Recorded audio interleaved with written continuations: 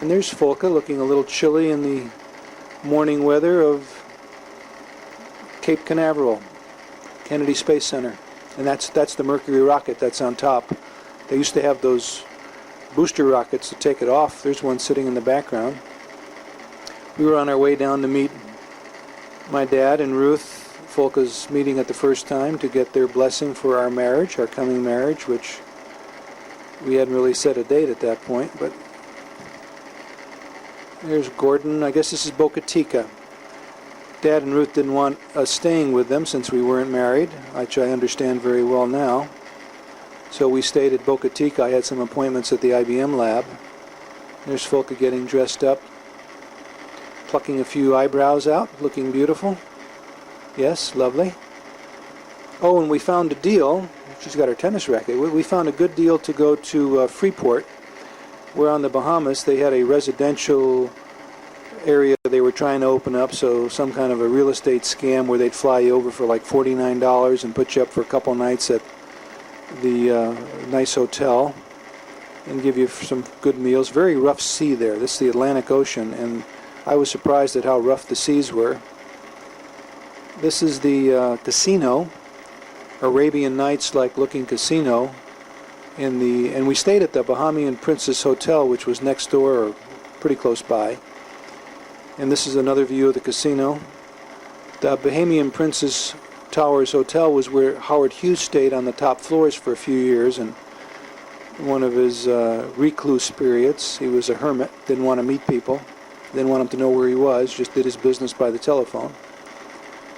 And we got a free dinner from the hotel for taking the scam, and he was probably in on some of the real estate deals there as well. He was into everything. Supposedly he owned a piece of the casino, and there was oil. Getting glare on the film for that, or is it just And look at this limbo, where you been? Round the world and back again. Right by the poolside. This guy is twirling a tray. That thing is about a foot off the ground. He's got a huge hat on. He goes underneath. Look how he switches the tray underneath. He scuffles along to the music, gets his hat under somehow, and off he goes. What a guy. And there goes a young mother with a little kid under, looking good. Fulton enjoying the scenery. We are in Tarpon Springs, Florida.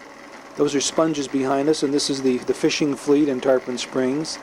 They used to go out and fish for sponges, but the sponges have dried up, and now they just have a tourist exhibit where they put on this old-fashioned hard hat diving costume.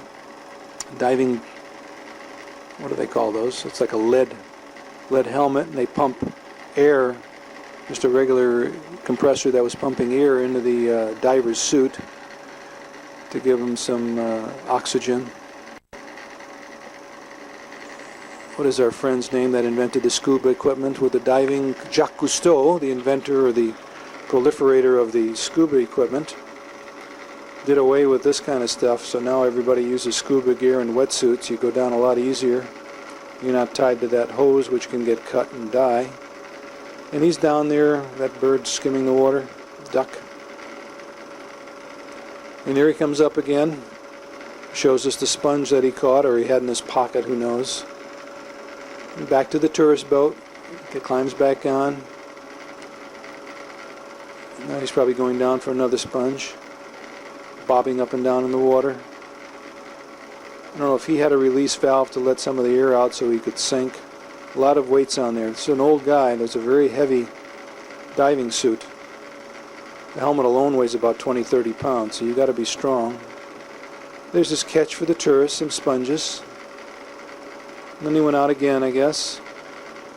Did some more diving. And then after he got back on, I think it was a custom to pass around a bottle of ouzo. There's some tips for the diver. They passed us a bottle of ouzo, got everybody warm.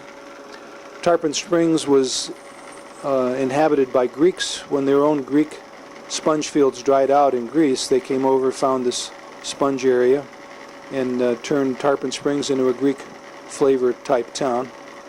Here's GBF on the steps of the Tallahassee State Capitol in Florida. I had an ambition at one time to visit every state. I've probably hit about 40 of them now. Not just the city, but also visit the Capitol building itself. Only 8 to go. Been to Hawaii, of course. Been to Alaska. Been to most of the ones you think of. Probably haven't been to Maine, some of the New England cities. New England. That's Johnson Ferry Park Apartments, condominiums.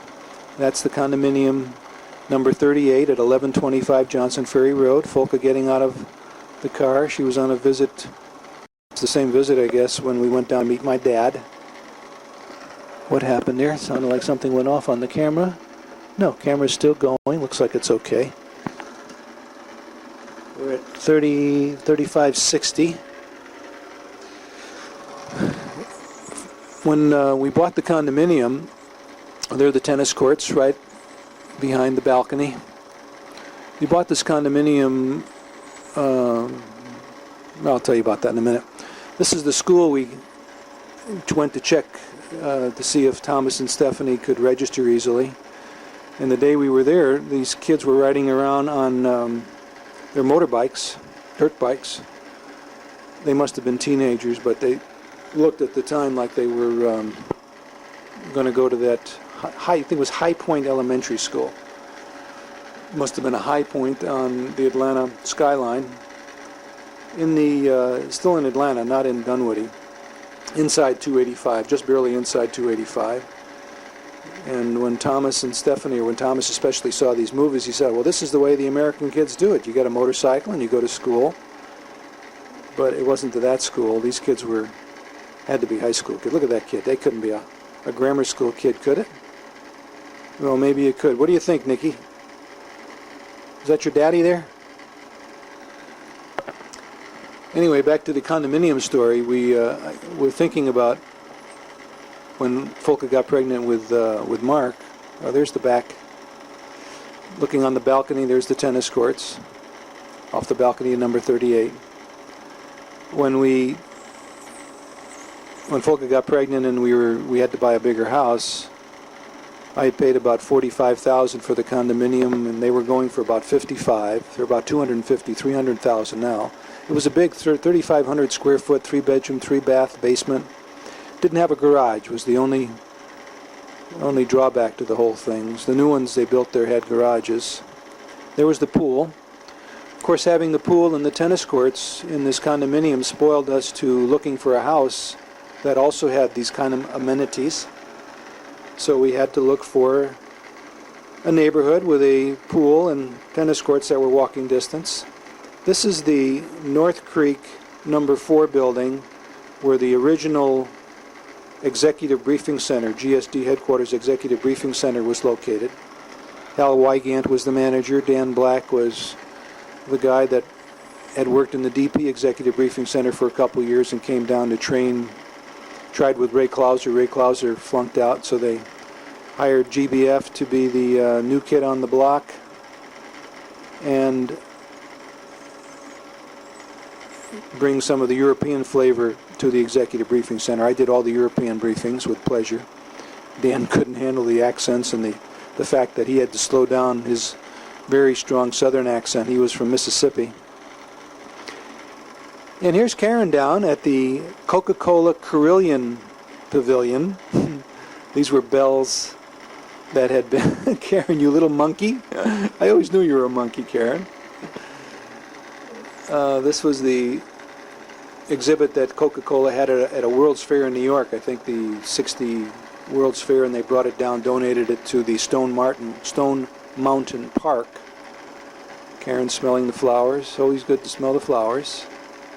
One of the lakes, many lakes in the Stone Mountain Park area. I think I was bringing down the kids separately at this point to have some, I don't like the term quality time, but you get a lot better visits with one person rather than with 4 kids demanding each other's attention and fighting. So Caryn and I had a real nice weekend.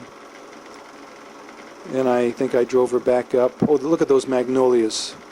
Magnificent magnolias in bloom. So this is the April time frame. probably the last visit the kids had with me before Fulk and the kids